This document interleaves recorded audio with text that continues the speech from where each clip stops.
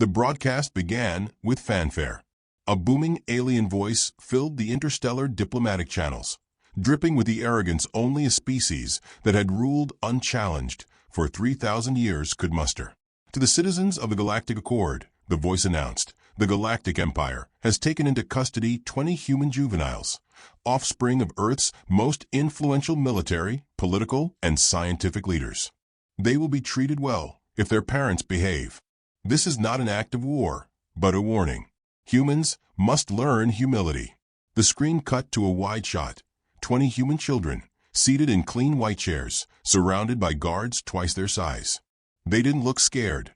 One girl was humming. A boy in the front row yawned. Another picked his nose, then wiped it on the armrest. The broadcast ended. Silence fell across the stars. Less than 1 hour later, the Galactic Council received a message. It was formatted perfectly, Terran standard diplomatic font, flowing, clean. Every line legally compliant to Accord treaty regulations. But it was the signature at the bottom that made several members shift uncomfortably in their seats. Elias Wren, Terran Ambassador to the Galactic Accord. Attached clearance level, black restricted. The letter was read aloud in the chamber. Elias's voice, smooth and cheerful, with a honeyed Earth accent, spilled into the room like warm coffee. Esteemed members of the Council, it began, we are in receipt of your broadcast and have reviewed the footage with considerable interest. First and foremost, allow me to extend the warm regards of the human species and to thank you for confirming the location and health status of our younglings. Polite, cordial, absolutely terrifying. We understand the intention behind this act was to demonstrate authority and maintain galactic order. We acknowledge this motive and appreciate the transparency. However, Earth has traditionally responded poorly to threats against its progeny. The translation feed hiccuped on progeny. The alien AI system flagged the word for double meaning, offspring or legacy. The term was deliberately chosen. In the interest of maintaining galactic harmony, we respectfully request the immediate return of all 20 children.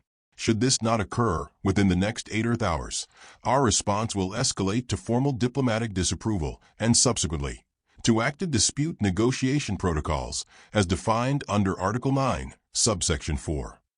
No threats, no insults, just enough formal language to make a roomful of ancient warlords start sweating. Forlac, the crust-skinned, steel-jawed general of the Galactic Empire, slammed his fist into the council table. Is this a joke? These humans are bluffing. They think polite words and paperwork scare us. Xenokai, a tall silver-blue philosopher caste from the Omatri species, rubbed her temple with a sigh. You do not know Elias Wren, she said. He is not a bureaucrat. He is curated danger. Forlac scoffed. He's a librarian in a suit. No, Xenokai replied, voice dropping to a whisper. He's a serpent wearing a handshake.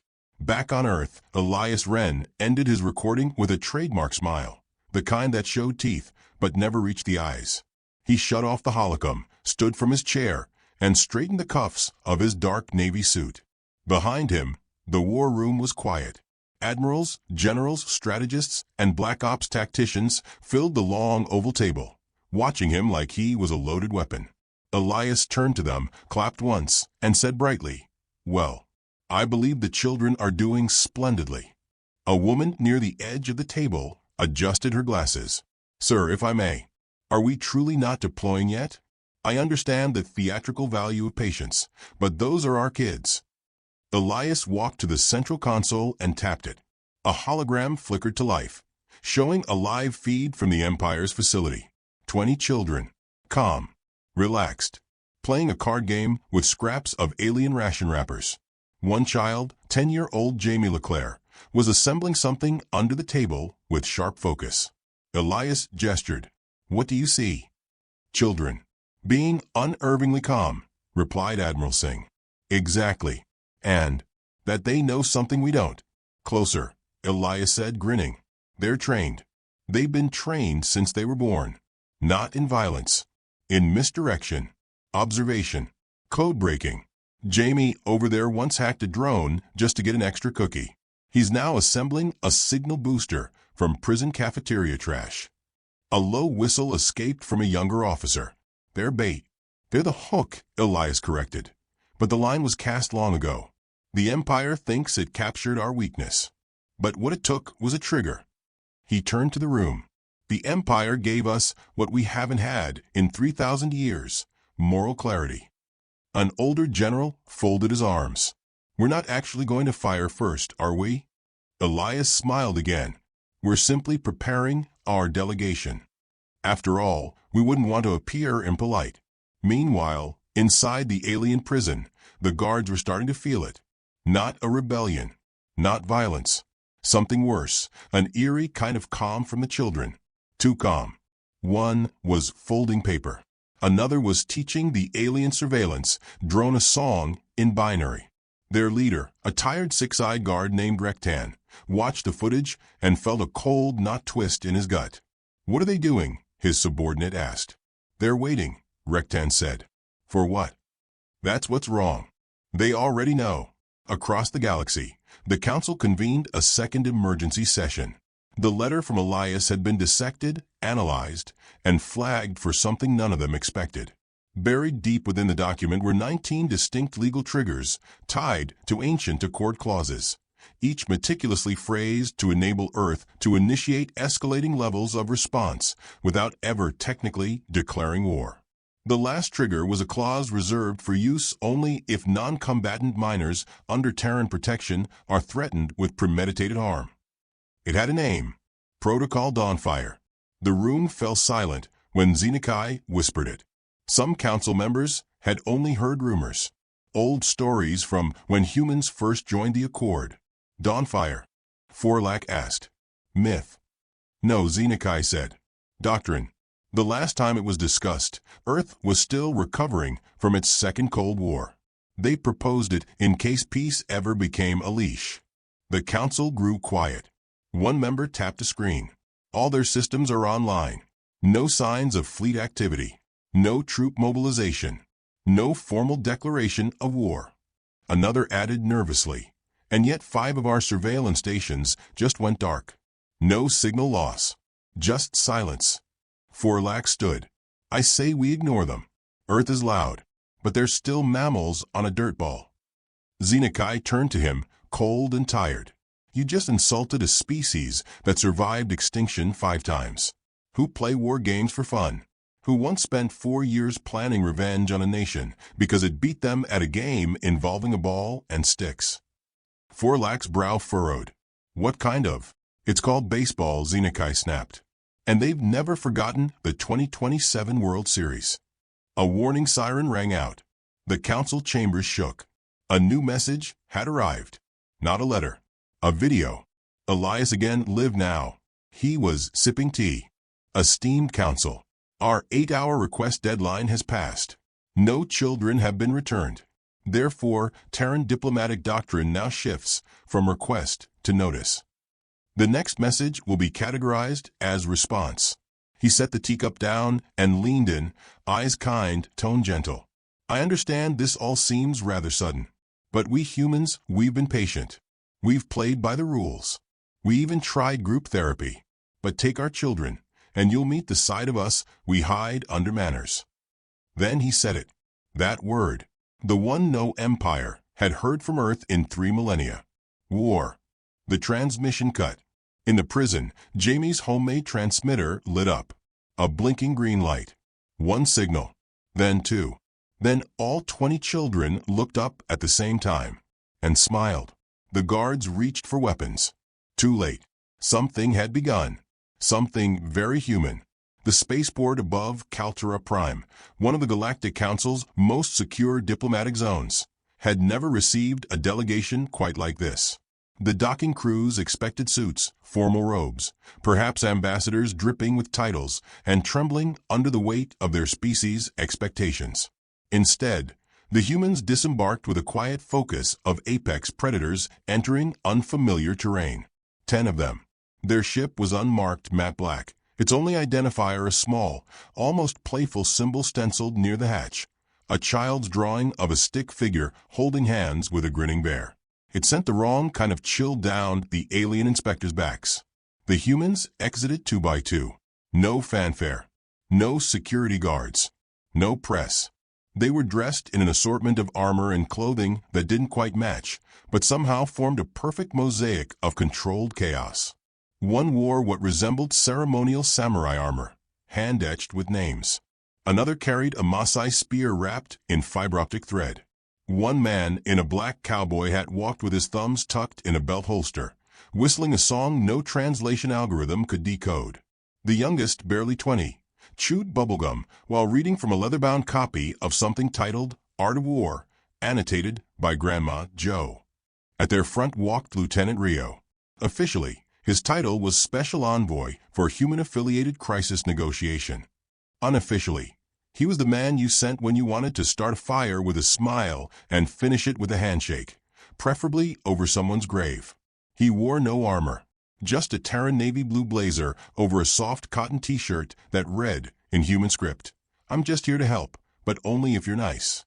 The council's envoy, a feathered diplomat named Prexil of the Veshtu, approached them with a ceremonial scroll and a camera drone.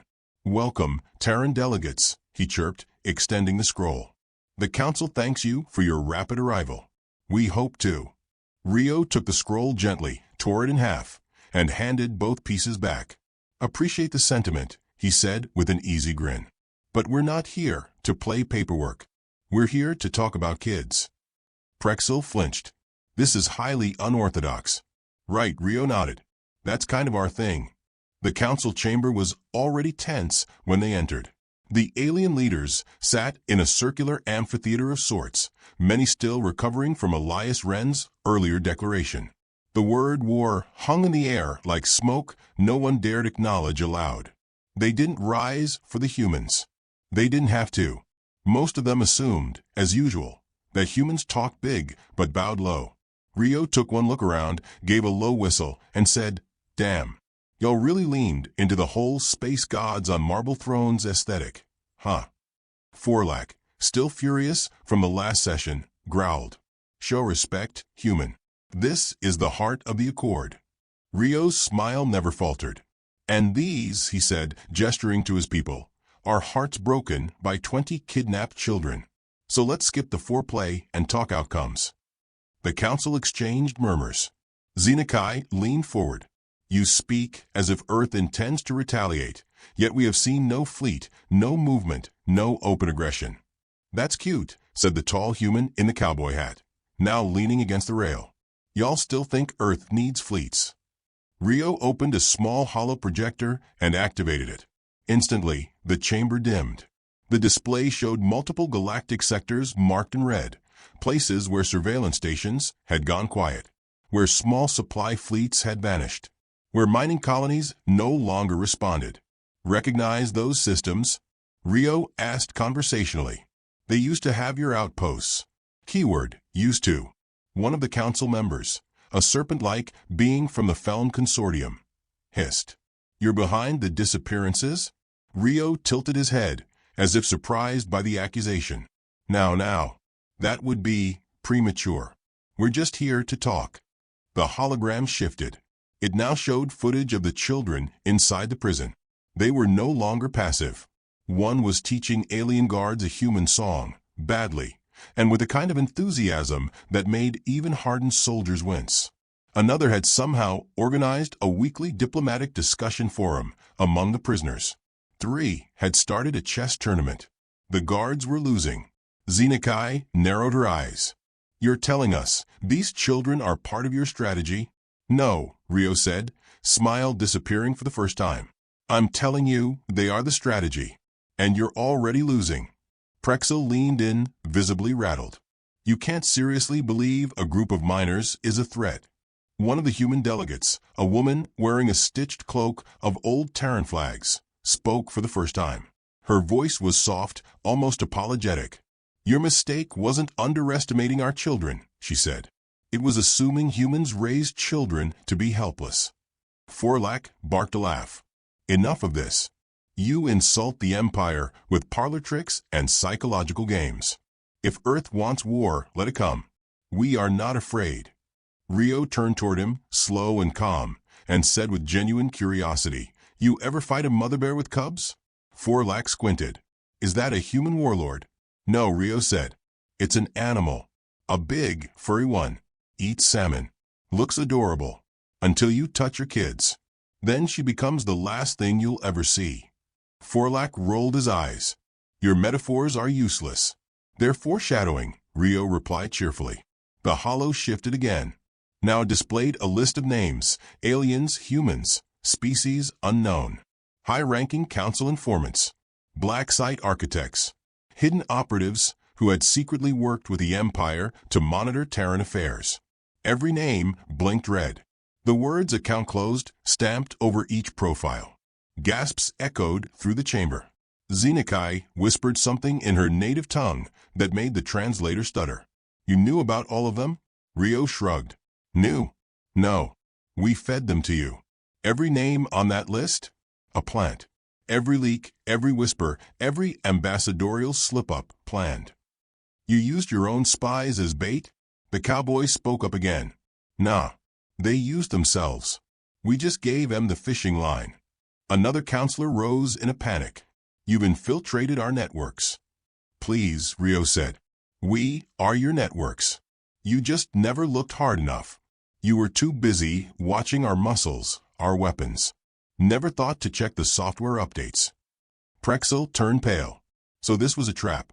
Rio nodded. 3,000-year peace. You used it to build an empire that thought humans were the court jesters. Now, he leaned in. We're the storm. The chamber spiraled into chaos. Half the council shouted for sanctions. The other half called for surrender. Forlax screamed for war. And Xenokai just sat back, watching the humans like someone who finally saw the bars of her own cage. Rio turned off the hollow. The humans began to walk out, as casually as they had entered. "You can still give the kids back," he called over his shoulder. "It won't stop what's coming, but it'll make it hurt less." Xenokai stood, voice calm. "What is the true goal here, Lieutenant? Revenge? Empire? Dominance?" Rio stopped, looked at her. His answer came quietly. "Justice." The doors closed behind them. In a separate secure chamber buried beneath the council hall, 3 operatives reviewed the interaction. "Do we initiate emergency lockdown?" "Too late. Earth's already inside." "What do we tell the public?" "We lie, like we always do." The feed flickered. The children's prison came back on screen. One child held up a sign to the camera. Written in alien glyphs, it simply said, "We're not waiting to be rescued." Then the screen cut to black. The alien prison orbiting the dead moon of Alice. 7 had been constructed to hold warlords, insurgents, and species deemed psychologically volatile. The fact that it now housed 20 human children, each under 16 Earth years, felt, at first, like a demotion of purpose. Now, it felt like a death sentence. The guards didn't say it aloud, but they'd stopped sleeping. Strange things happened during the night cycles. Entire systems rebooted without command. Doors opened, then shut, seemingly at random. Power fluctuations, untraceable surveillance malfunctions, and the sudden disappearance of a quartermaster's left boot had all become classified anomalies. Rectan, the warden, paced outside cell block H with a pulse rifle half-raised. His antennae twitched as he watched the internal feed.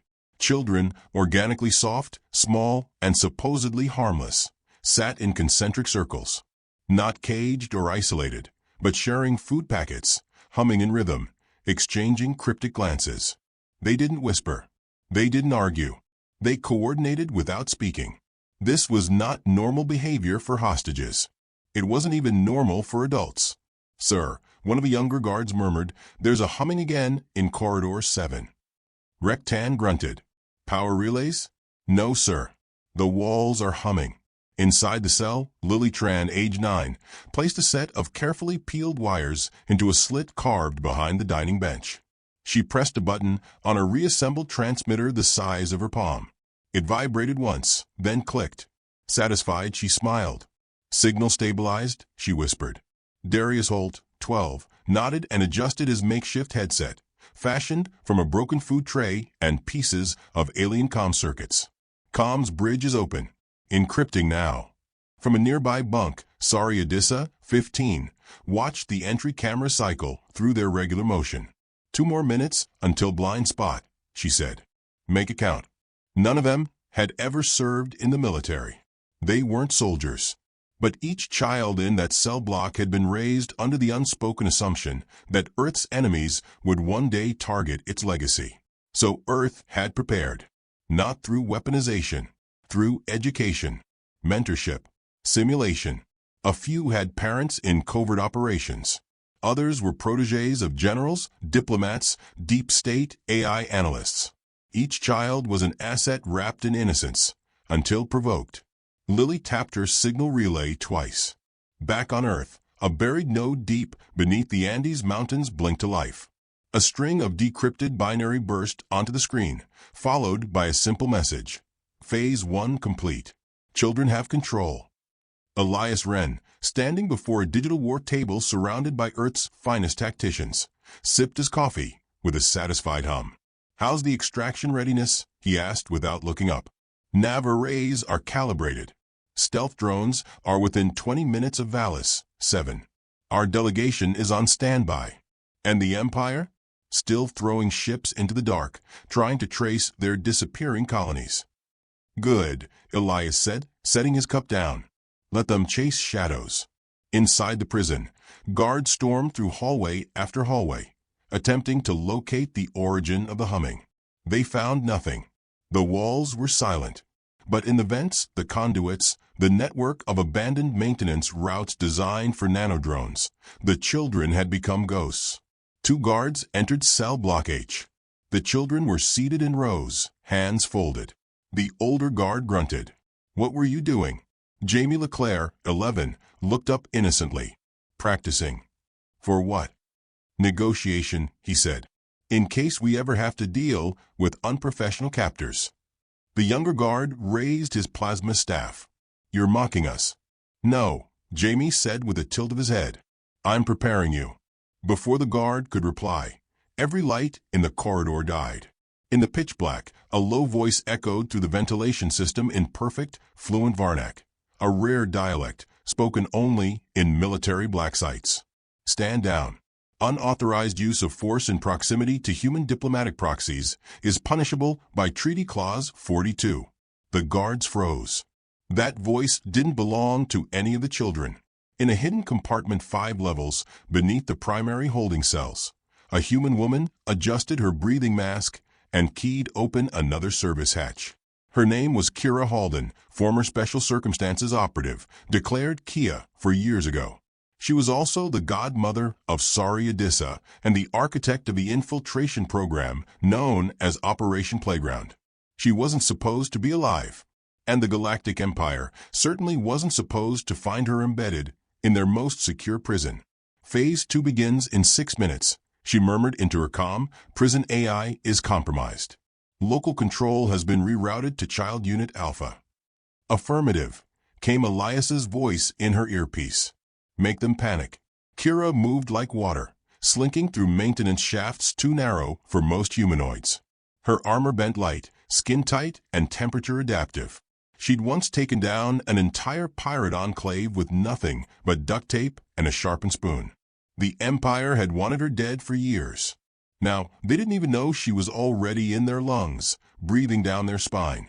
On the upper levels, the prison warden screamed into the intercom, demanding answers from the AI. Instead, he received a child's voice in response. Sorry. Parental override activated. Rectan, would you like to play a game? It was Sari's voice. The control panels lit up with animated icons, balloons, cartoons, floating pixelated bears. Doors opened at random. Power systems surged and dipped. Internal security logs rewrote themselves in real time. Rectan tore at his mandibles in fury. Outside, the stealth ships began arrival. Human craft didn't look like warships. They were too small, too sleek, almost lazy in design. But each of them carried enough coordinated AI firepower to vaporize the entire prison without breaking a sweat. But they weren't here to destroy. They were here to embarrass. Inside cell block H, Lily's transmitter pinged once. A message appeared on her small screen. "Hello, little monsters. Ready for some magic?" She grinned and tapped a response. The children stood. Moments later, the guards who re-entered the corridor found it empty. The children were gone. Not escaped. Just missing. Vanished from right under their noses. Panic spread like fire. Emergency klaxons blared. Doors jammed open. Surveillance feeds looped old footage, showing the children still seated in their cells, calm, obedient. But those feeds were lies. Darius and Jamie now crouched inside the AI core, rerouting energy pulses to the outer shields. Sari accessed the communication hub, piping Elias Wren's broadcast across internal channels on loop. Earth is patient, but Earth is not tame. Kira Halden watched from the shadowed edge of a ceiling crawlspace as Recten barked at his lieutenants. She marked exit vectors, movement patterns, and sent encrypted pings to every human operative embedded across the Empire. She tapped once into her comm, initiate final phase. Elias's voice was calm. "Is the lesson clear yet?" "Not yet," Kira whispered. "But they're close." On the bridge of the Empire's orbiting command cruiser, an alarm blared. "Prison mainframe is no longer responding." "What do you mean no longer responding?" "I mean the entire facility is broadcasting a child's drawing of a bear. In crayon." The Admiral's crest stiffened. "Is that supposed to be threatening?" Then the prison's defensive grid activated, but pointed inward. The shields closed. Communication ceased. A moment later, a final message beamed out from Valis 7, intercepted by every major faction in the galaxy. "You took our children. We sent them home. The ones you should fear are still inside." As the ship scrambled to deploy countermeasures, a final transmission played on every galactic Accord terminal. Elias Wren, seated once again in his clean suit, sipping tea. "Dear Council," he said with warmth, "please consider this a friendly reminder. Humans rarely fight back immediately. We observe. We adapt. And when we do strike, it's never where you expect. Now, if you'll excuse me, I have a bedtime story to finish. Something about a wolf who thought he could kidnap lambs, until the lambs remembered they had teeth." The message ended. On Valis 7, the prison went silent. But in the shadows, Kira Halden stood by the outer hatch, watching as each child was extracted by stealth drone, pulled into safety, smiling, waving, unafraid. The guards would survive, mostly. The prison itself would remain intact. But its reputation? Destroyed. Because the greatest humiliation wasn't death. It was defeat by children. And humanity wasn't done yet. The Galactic Empire's armada loomed like a metal storm over Sol's outer edge, stretching across the darkness like a net cast by giants. 7,000 warships, dreadnoughts the size of cities, scout vessels, carriers armed with shockwave torpedoes that could liquefy moons. And yet, Earth was still. No retaliation, no defensive grid. Just a single beacon floating near the Kuiper Belt, broadcasting on all Imperial frequencies. Admiral Vrothak, High Commander of the 3rd Conquest Fleet, narrowed his 4 eyes at the screen. Is this some sort of joke? The beacon flickered. A child's voice came through. "Hello. My name is Lily. I'm 9 years old. You took me for my school. I was learning to draw squirrels." A pause. Then a sharper tone, unervingly clear. "I learned other things since." Then came static, followed by music, human music, a slow, bluesy piano, and then silence. On Earth, Elias Wren stood in a circular command room beneath Geneva's surface. The walls were lined with ancient books and modern holoscreens, a visual contradiction that perfectly matched Elias himself. He stared at the data stream pouring in from the far side of the galaxy. It was working. "You think they'll fire first?" asked Rio, arms crossed, leaning against the old globe in the corner. "No," Elias said calmly. "Not yet. They're waiting for a target they can understand." Behind him, the children were safe, returned, already debriefed, but kept unaware of just how much their actions had shifted the galaxy. Most were watching cartoons and eating ice cream in a decontamination suite that looked suspiciously like a daycare. Jamie had requested sushi. Sari had asked to go horseback riding. Elias approved both. "Message coming in from the council," said Admiral Singh from the left console. "They want to negotiate." "Of course they do." Rio raised an eyebrow. "You want the answer?" Elias shook his head. "They're not talking to us." "Not really. They're trying to talk to the version of humanity they hope still exists, the restrained one, the one they could bully with bureaucracy. And we're past that." Elias turned slowly, his voice soft but edged like obsidian. "We were past that the second they put a shock collar on a 6-year-old and called it diplomacy." On the council homeworld, panic simmered behind every polished statement. Xenokai was the only one still watching the data streams, fully comprehending the pattern. It wasn't war. It wasn't chaos. It was choreography. Systematic, silent, and utterly precise. The human fleet wasn't here. That alone terrified her. "Where are they?" hissed Forlac, slamming a clawed fist into the council table. "They're already inside," she whispered. "They've been inside. They're not coming to the battle. They're waiting for us to finish losing." On the edge of the solar system, the Armada fired. Not at Earth, but at the beacon. It disappeared instantly in a cloud of molten debris. Cheers echoed in the fleet. A moral victory, perhaps. Then every screen in every Imperial vessel flashed white. Elias Wren's face appeared once more. Calm. Smiling. Holding a paper cup of tea. "Apologies," he said cheerfully. "That beacon wasn't a threat. It was a mirror. You fired first. Just wanted to be sure." He set down his cup and leaned forward. "You see, you never understood us. You saw our playfulness as weakness. Our music, our art, our sarcasm, all signs of inferiority. But they're not distractions. They're our camouflage. Our culture doesn't make us soft. It keeps the beast asleep. A beat. And now the beast is awake." Every Imperial ship received a simultaneous software update. Instant. No infiltration trace. No known delivery method. The files were encrypted in Earth Standard Code, titled simply, "Smile." On the command deck of the lead dreadnought, engineers scrambled. "We've been breached." "No, worse," another screamed. "They wrote this into our systems. The code's been dormant for years, just waiting." Across the fleet, engines failed. Weapons jammed. Navigation reversed. Entire capital ships turned on their own carriers. It was surgical. Not a war. A correction.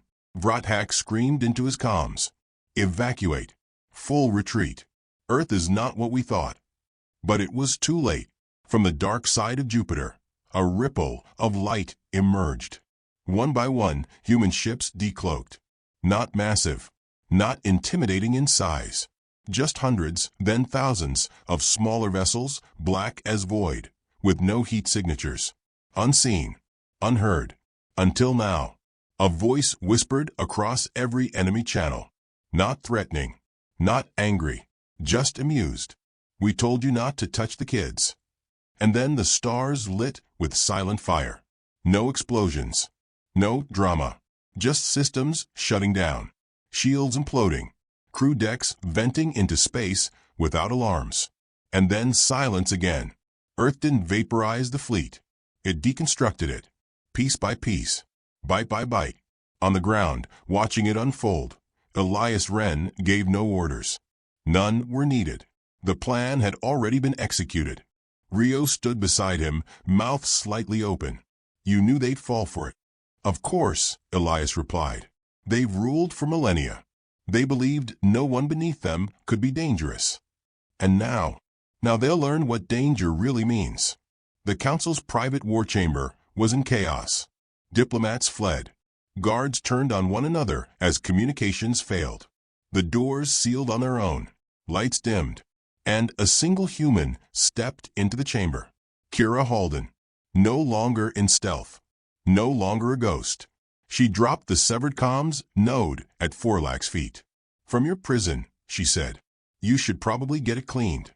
The children left something poetic inside. Xenokai stood slowly. "What do you want?" "Not me," Kira said. I'm just here for the transmission.